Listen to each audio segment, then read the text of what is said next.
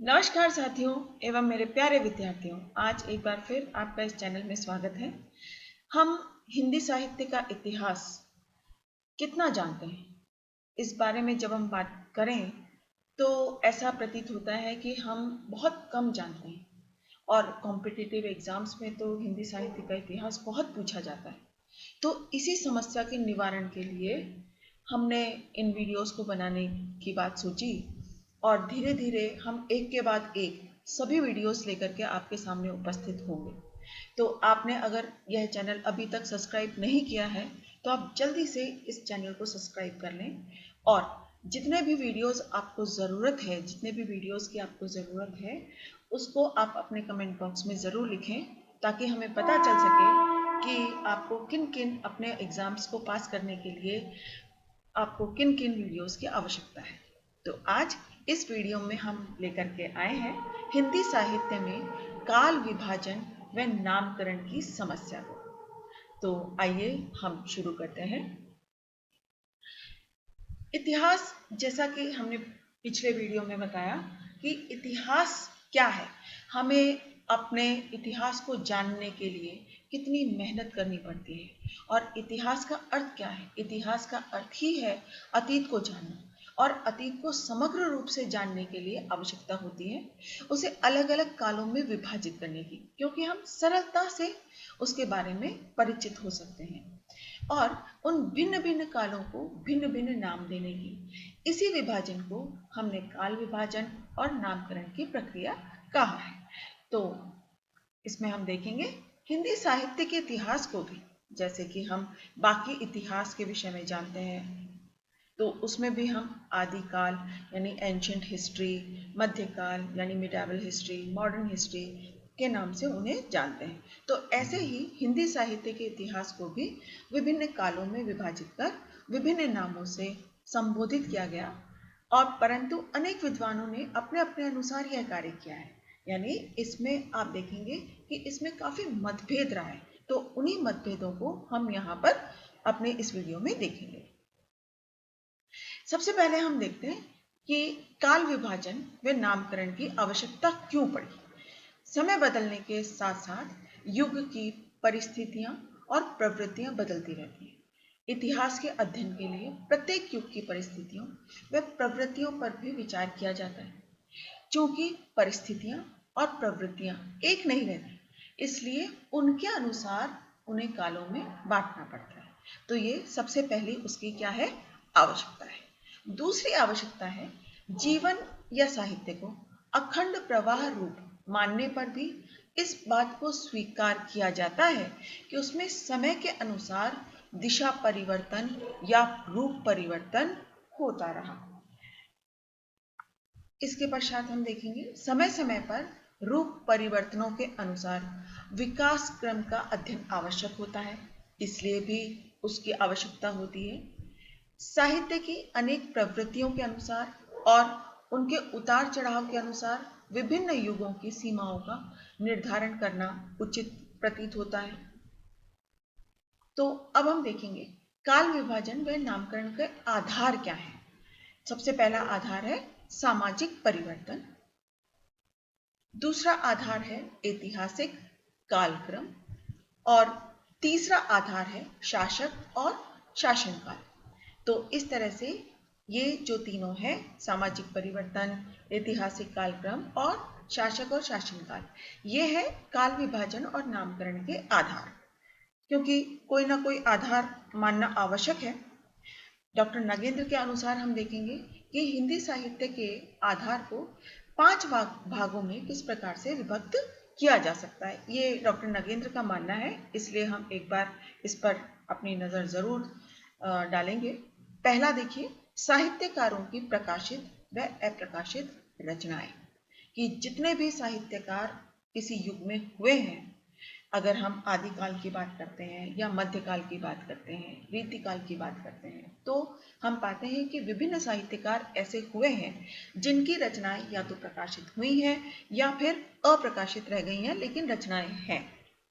दूसरा हम देखेंगे साहित्यकारों व साहित्यिक रचनाओं का परिचय प्रस्तुत करने वाली कृतियां, यानी ऐसी रचनाएं जिसमें हम साहित्यकारों व साहित्यिक रचनाओं का परिचय देखते हैं। इसके पश्चात है साहित्य के विभिन्न अंगों, रूपों, धाराओं व प्रवृत्तियों की व्याख्या से संबंधित आलोचनात्मक व अनुसंधानपरक ग्रंथ। और चौथा है काल निर्धारण व रचना काल के निर्णय में योग देने वाली ऐतिहासिक सामग्री। कि काल निर्धारण, अगर हम काल निर्धारण करना चाहते हैं या किसी भी रचना के रचना काल को जानना चाहते हैं तो उससे संबंधित, यानी इतना अगर हम उसका निर्णय लेना चाहते हैं कि वह रचना किस काल में हुई है, तो उससे संबंधित ऐतिहासिक सामग्री की आवश्यकता हमें अवश्य पड़ती है।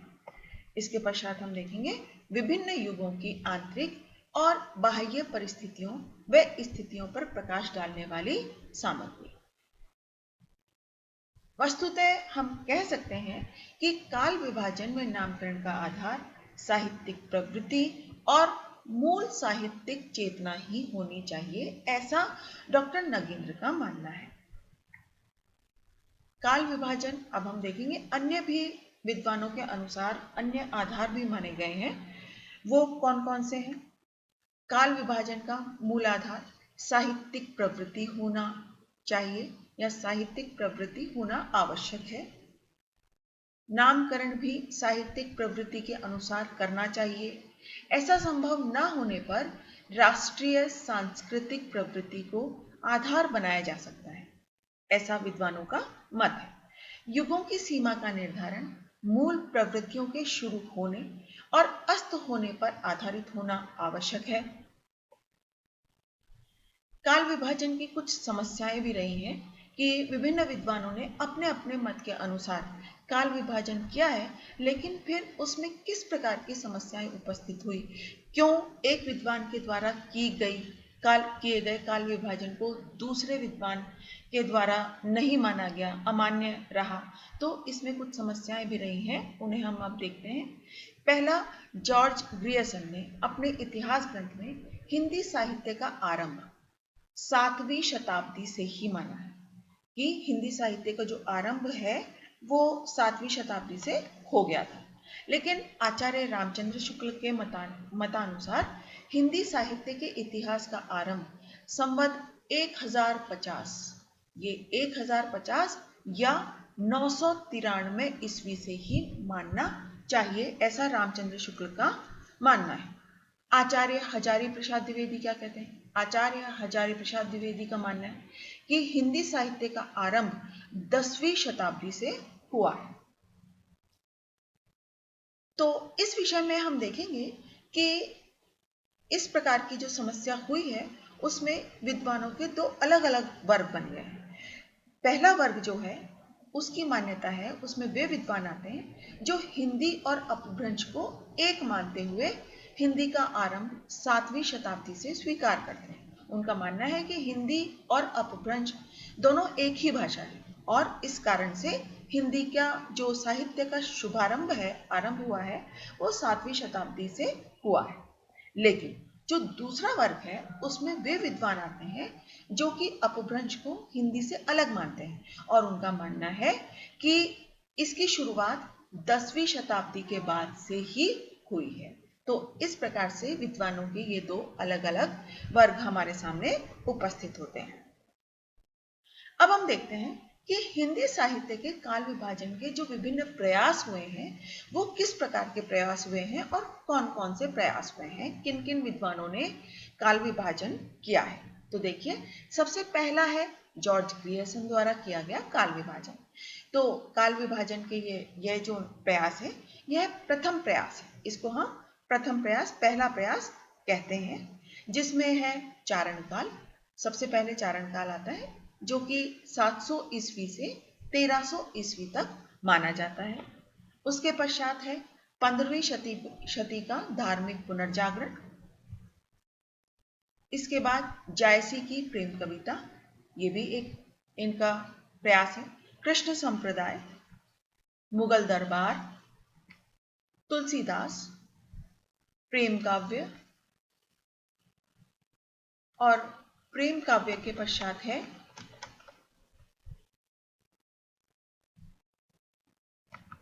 प्रेम काव्य के पश्चात है, क्षमा कीजिएगा,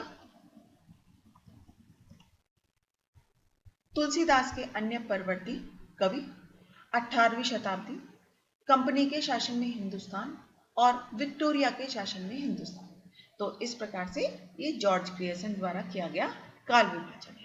इसके पश्चात हम देखेंगे कि मिश्र बंधुओं ने काल विभाजन किस प्रकार से किया है। तो वे मानते हैं कि सबसे पहले था आरंभिक काल, और आरंभिक काल में सबसे पहले है पूर्व आरंभिक काल, जो कि है संवत 700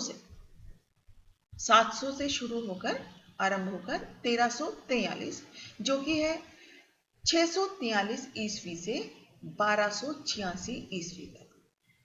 इसके पश्चात है उत्तर आरंभिक काल, जो कि है संवत 1344 से 1444 तक, जो कि 1287 ईस्वी से 1387 ईस्वी तक माना जाता है।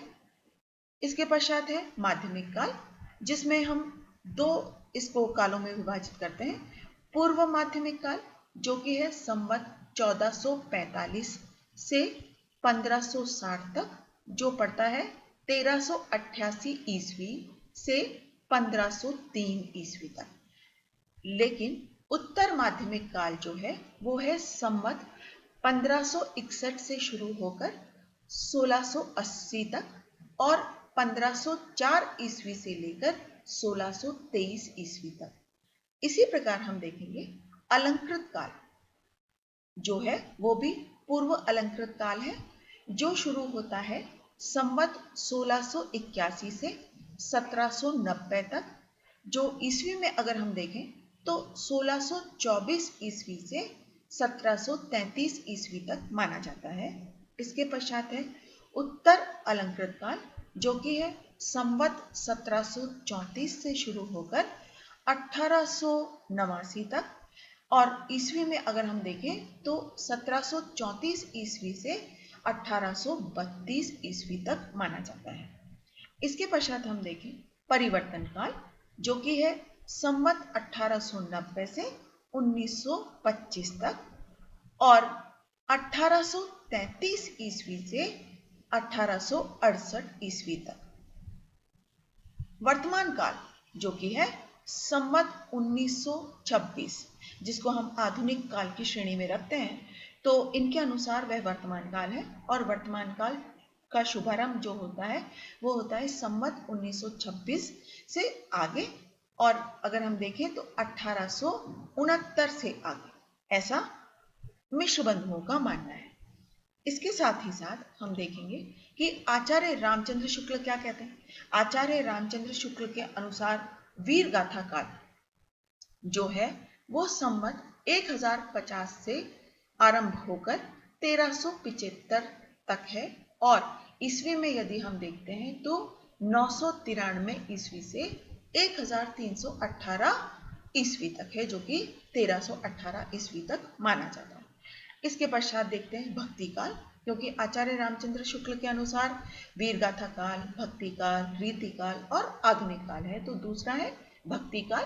भक्ति काल है संवत 1375 से आरंभ होकर 1700 तक, जो कि अगर हम ईस्वी में देखें तो 1318 ईस्वी से 1643 ईस्वी तक माना जाता है। इसके पश्चात है रीतिकाल। रीतिकाल जिसका आरंभ है संवत 1700 से 1900 तक और ईस्वी में 1643 ईस्वी से 1843 ईस्वी तक। आधुनिक काल का शुभारंभ है 1900 से 1984 तक। इसके पश्चात आधुनिक काल में छायावाद, प्रयोगवाद, प्रगतिवाद, बहुत सारी चीजें आ जाती हैं, लेकिन आधुनिक काल अपने आप में एक बहुत बड़ा काल है, जो कि आरंभ होता है 1900 से, और ईस्वी में यदि हम देखें तो 1843 ईस्वी से 1927 ईस्वी तक माना जाता है।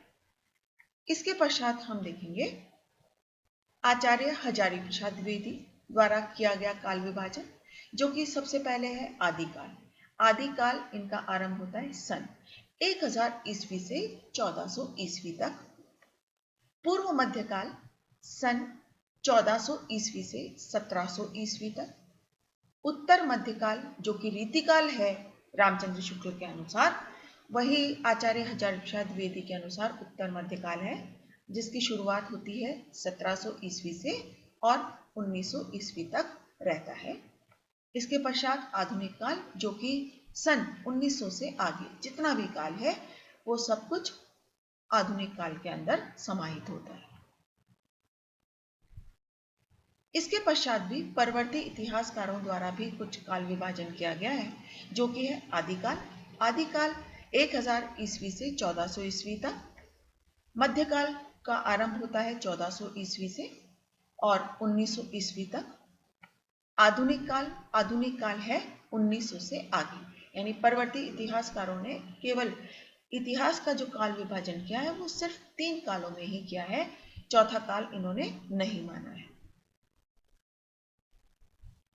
अब हम देखेंगे कि नामकरण की समस्या किस प्रकार से रही है, क्योंकि जैसा कि इस वीडियो में है कि काल विभाजन की समस्या से हमने काल विभाजन की समस्या को हमने देख लिया, लेकिन नामकरण की समस्या क्यों रह जाए, तो हम इतिहास के नामकरण की समस्या को भी देखेंगे।